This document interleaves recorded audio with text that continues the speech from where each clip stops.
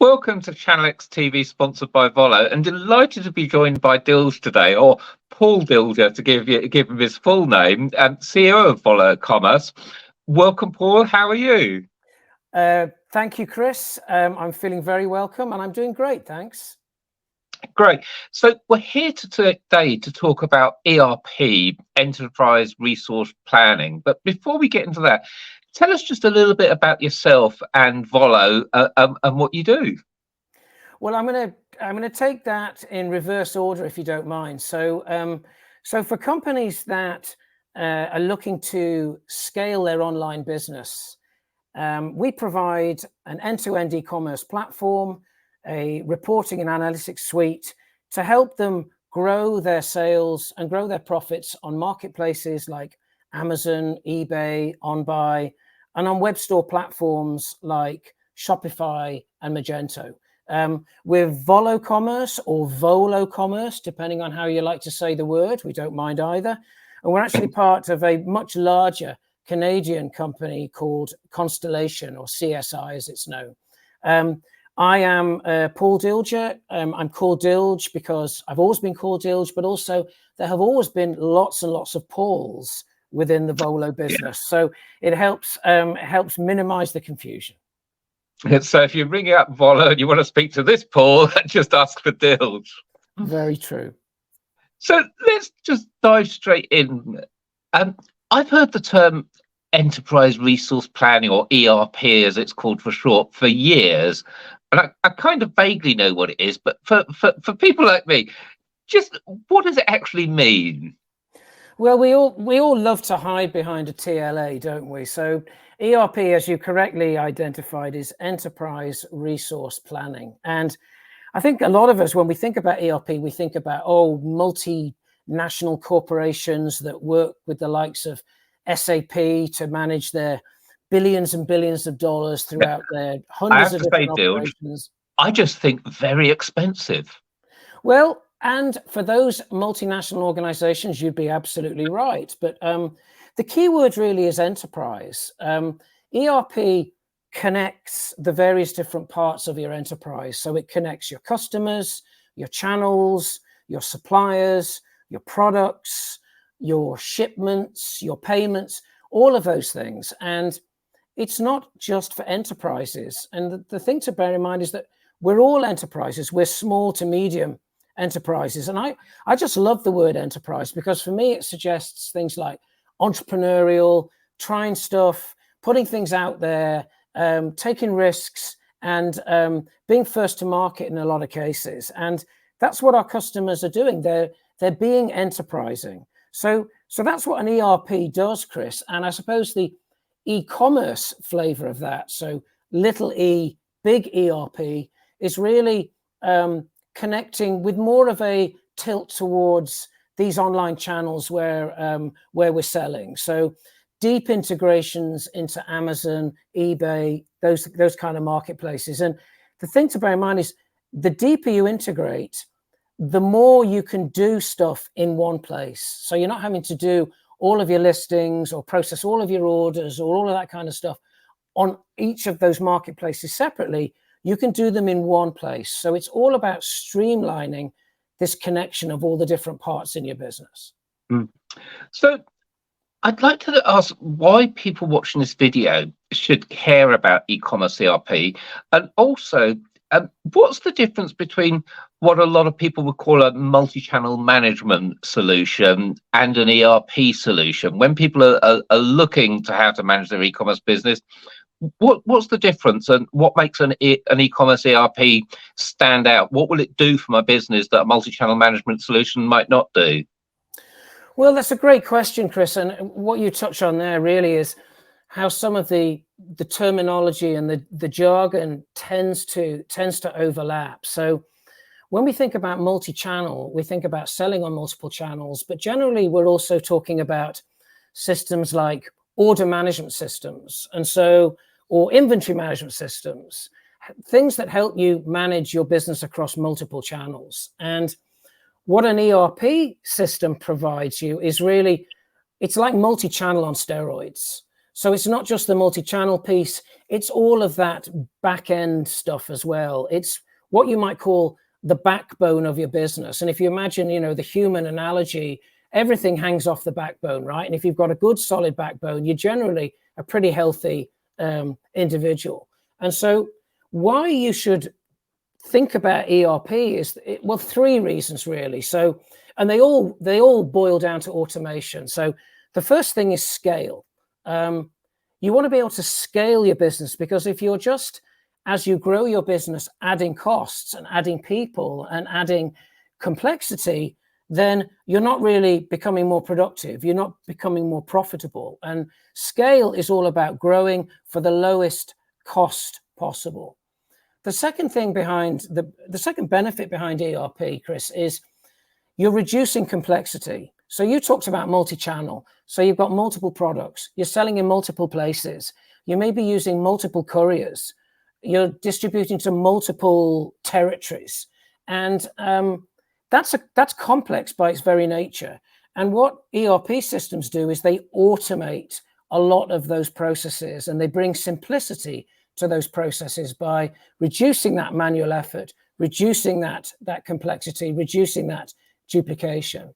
And the third thing is visibility, really. So if you've got that end-to-end automation, you've got that visibility across your entire business. And this is where the reporting and analytics bit comes in. So, what margin am I making in particular territories? What margins am I making, even down to the individual order? Am I making any money on my sales? Which products are selling well? Which are profitable? How fast is my stock moving? How much of my money is tied up in stock? So all that kind of thing, ERP helps you with that visibility aspect. And I think that's really important, because you touched upon a point there of future proofing for future complexity.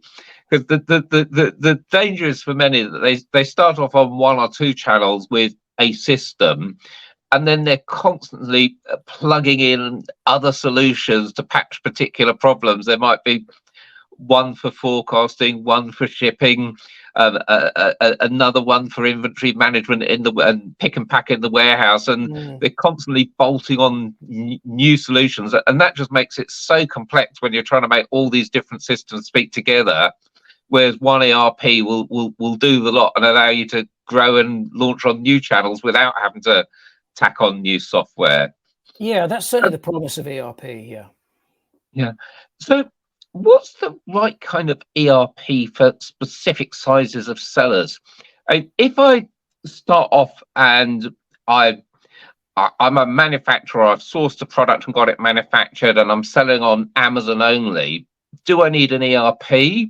Does it depend on the size of my Amazon business, or is it when I add on eBay and OnBuy and maybe start selling overseas and add on a couple of overseas marketplaces?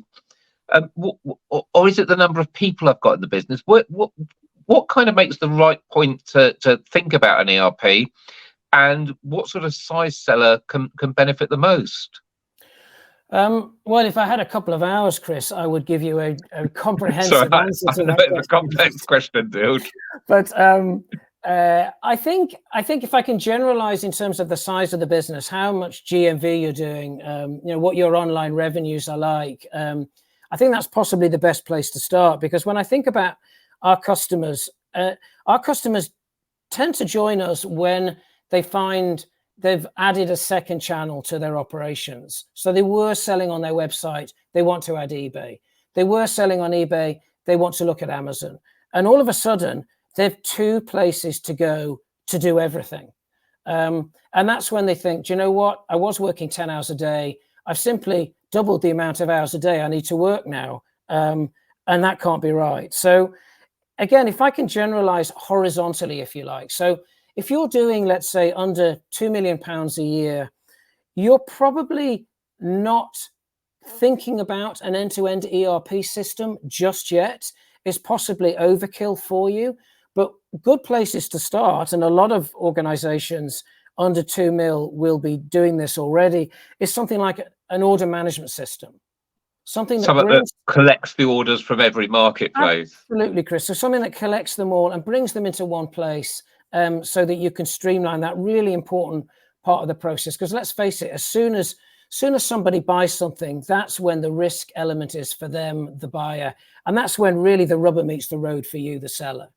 But if you're a slightly larger organization, so let's say in the 2 million to 20 or 25 million pound a year space, then you definitely are looking at an end-to-end e-commerce ERP system.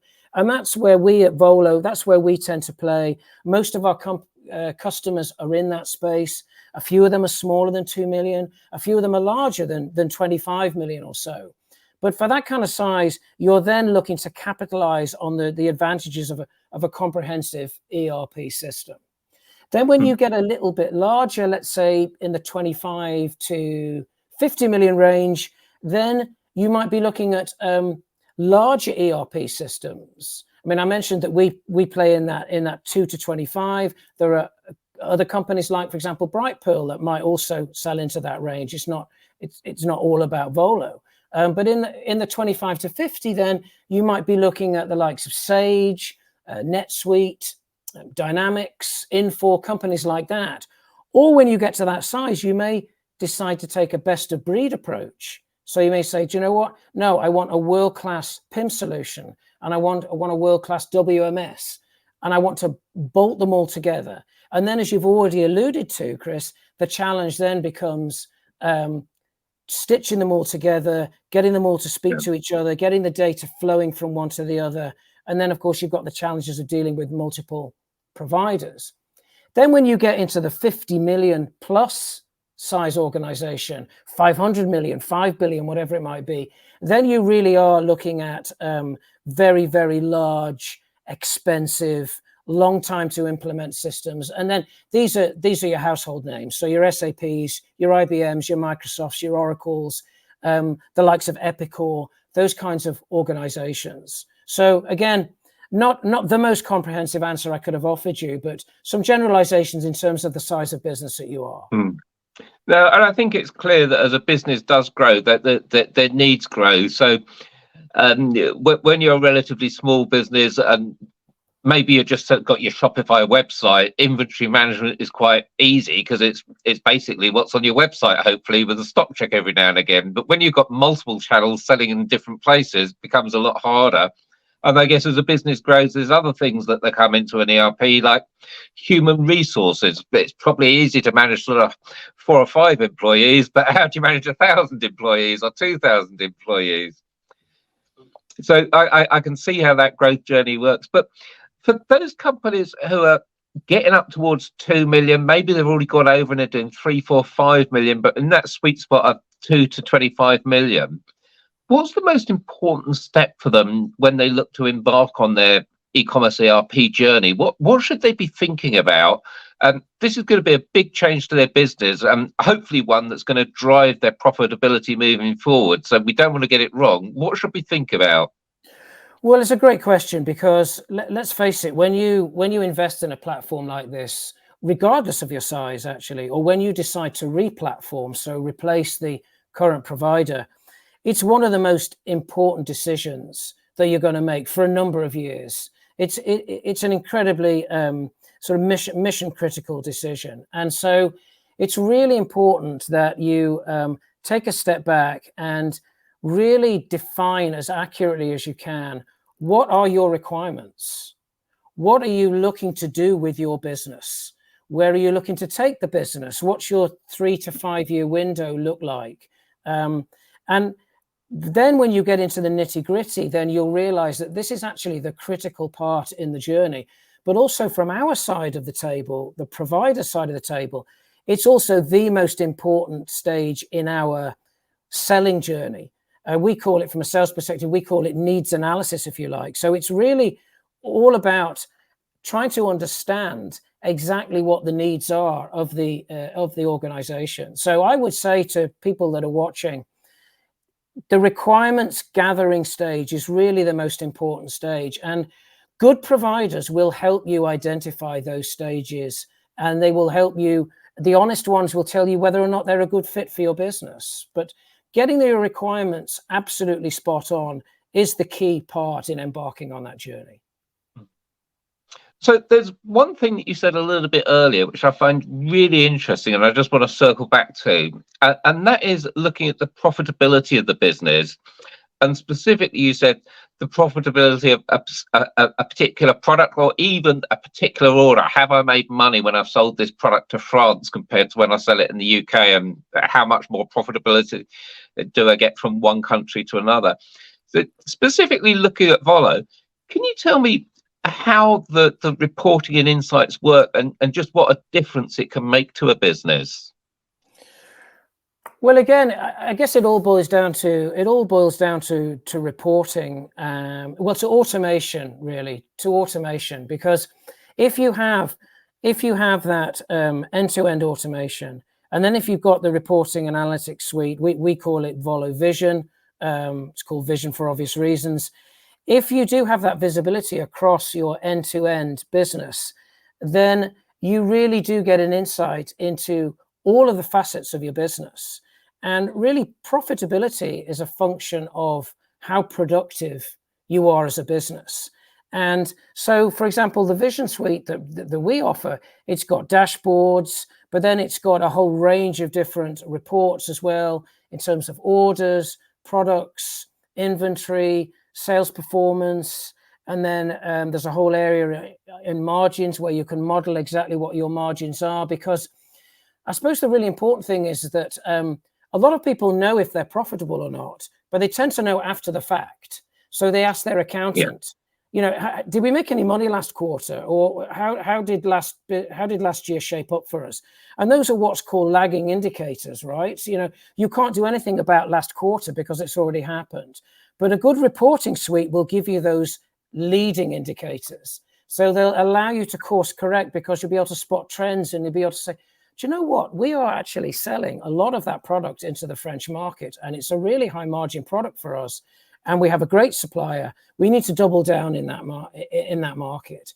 And when you've got good analytics that are giving you those kinds of insights into really important things like margins, or where your stock is being tied up, or how fast your stock is moving, and when you need to reorder it, those are the real edges in terms of the competitive edges you get in terms of things like cash flow and profitability.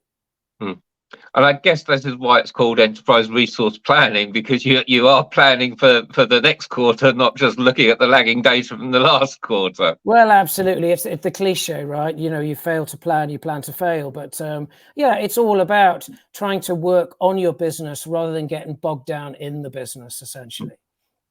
So, final question, Paul.